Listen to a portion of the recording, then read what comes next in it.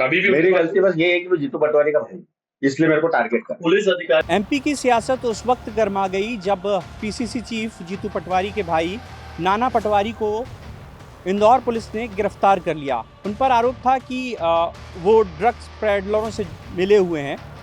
दरअसल इंदौर पुलिस ने कुछ ड्रग्स पेडलरों को पकड़ा था और उनसे पूछताछ हुई, तब उन्होंने पीसीसी चीफ जीतू पटवारी के भाई नाना पटवारी का नाम लिया। उसके बाद इंदौर पुलिस ने जीतू पटवारी के भाई नाना पटवारी को हिरासत में ले लिया। कई घंटे पूछताछ के बाद हालांकि उन्हें छोड़ दिया गया, लेकिन इसके बाद पीसीसी चीफ जीतू पटवारी सामने आए और उन्होंने मध्य प्रदेश सरकार पर हमला बोला।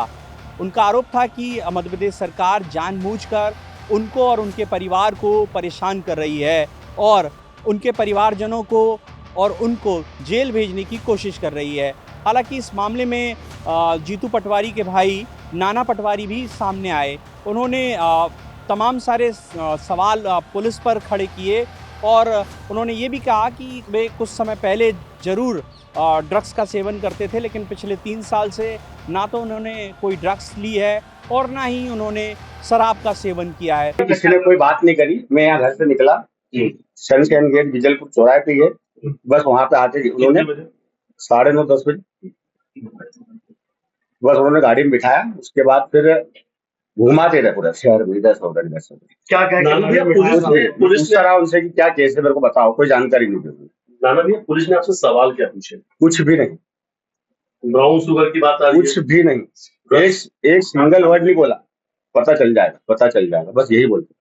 आपने क्या ये बोला था कि मुझे मेरे वकील से बातचीत करनी है, मुझे मेरे वकील नहीं, मैंने ऐसा कुछ भी नहीं कहा। मेरा सिर्फ ये कहना था कि मुझे क्यों पकड़ा गया। फोन भी छीन लिया था क्या आपका? हाँ, मेरा फोन उनके पास था। कभी भी मेरी गलती बस ये है कि वो जीतू पटवारी का भाई, इसलिए मेरे को टारगेट कर। पुलिस अधिकारी कल का जो केस था,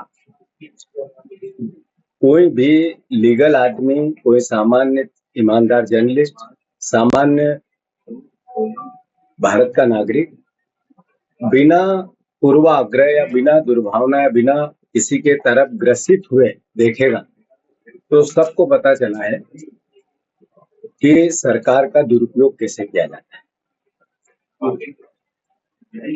किसी भी प्रकार का कहीं दूर दूर तक लेना देना कल के केस से मेरे छोटे भाई का नहीं था।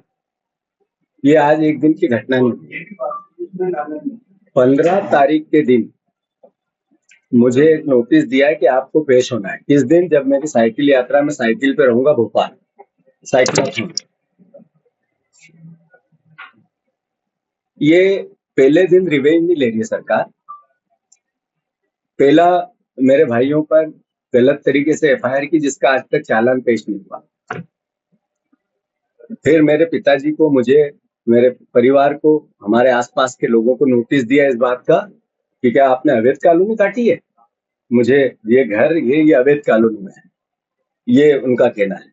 जिस तरीके से आपका जो कार्य व्यवहार हुआ है, ये मैसेज देता है कि दाल में कुछ काला है।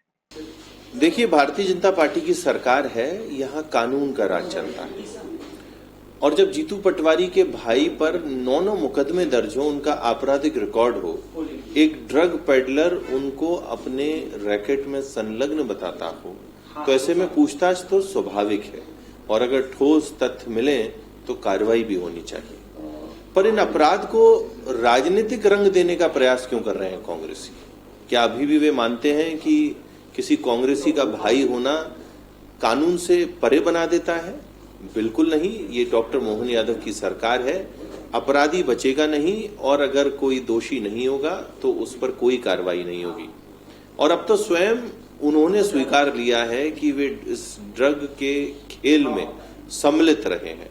तो बाकी तो जब जांच होगी तो सामने आएगा, पर यह स्पष्ट है कि कांग्रेस एक अपराध को राजनीतिक रंग देने का प्रयास कर रही है। तो इस तरह से ये पूरा मामला राजनीतिक रंग ले गया, जिसके बाद बीजेपी भी सामने आई।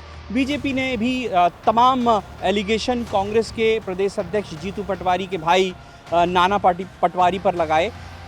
बीजेपी का आरोप है कि नाना पटवारी जो पीसीसी चीफ जीतू पटवारी के भाई हैं, उनके खिलाफ कई आपराधिक मामले दर्ज हैं और ऐसे में जब पुलिस ने ड्रग्स पेडलरों से पूछताछ की तो उनका नाम सामने आया, तो जाहिर है कानून अपना काम करेगा। हालांकि मामले में सियासत जारी है।